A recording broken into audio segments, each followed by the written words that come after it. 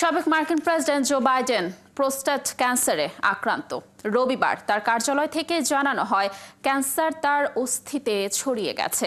বিবৃতিতে বলা হয়, প্রস্রাবজনিত সমস্যা অনুভব করায় শুক্রবার পরীক্ষা করাতে যান ৮২ বছর বয়সী বাইডেন। এরপরই তার অসুখের তীব্রতা ধরা পড়ে। তিনি ও তার পরিবার এখন চিকিৎসার পদ্ধতি নিয়ে আলোচনা করছেন। সৃষ্টি ঘটকের প্রতিবেদন। লিলি হালাল বিউটি সোপ, বিএসটিআই কর্তৃক সনদপ্রাপ্ত দেশের প্রথম হালাল বিউটি সোপ। দীপ্তিময় উজ্জ্বল ত্বকের জন্য। মূত্রনালীর সংক্রমণ নিয়ে গত সপ্তাহে চিকিৎসকের কাছে যান সাবেক মার্কিন প্রেসিডেন্ট জো বাইডেন। এরপর শুক্রবার তার প্রোস্টেট ক্যান্সার শনাক্ত হয়। ৮২ বছর বয়সী বাইডেনের শনাক্ত হওয়া ক্যান্সার বেশ আগ্রাসী ধরনের। তার গ্লিসন স্কোর 10-এর মধ্যে 9। যুক্তরাজ্যের অন্যতম ক্যান্সার গবেষণা ও তহবিল সংস্থা ক্যান্সার রিসার্চ ইউকের মতে এ ধরনের ক্যান্সার উচ্চ গ্রেড হিসেবে বিবেচিত হয়। এটা খুব দ্রুত ছড়িয়ে পড়তে পারে।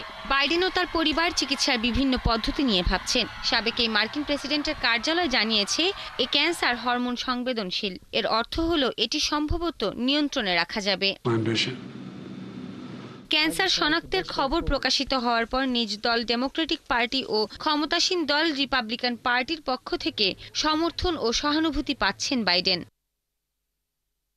প্রেসিডেন্ট ডোনাল্ড ট্রাম্প নিজের সামাজিক যোগাযোগ মাধ্যম ট্রুথ সোশ্যালে লিখেছেন, বাইডেনের ক্যান্সার আক্রান্তের খবরে মর্মাহত তিনি এবং first lady Melania Trump.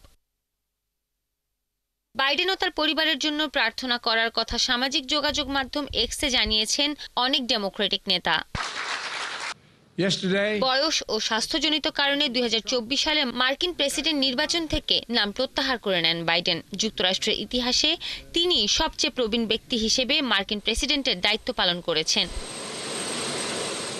Biden অনেক বছর ধরে ক্যান্সার গবেষণার পক্ষে প্রচারণা চালিয়ে আসছেন। 2022 সালে তিনি ও তার স্ত্রী জিল বাইডেন ক্যান্সার মুনশট উদ্যোগ আবারও শুরু করেন। 2047 সালের মধ্যে 40 লাখের বেশি ক্যান্সারের মৃত্যু প্রতিরোধে গবেষণা ত্বরান্বিত করাই এই উদ্যোগের লক্ষ্য।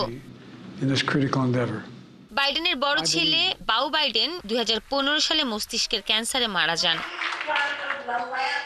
সৃষ্টি ঘটক, 71।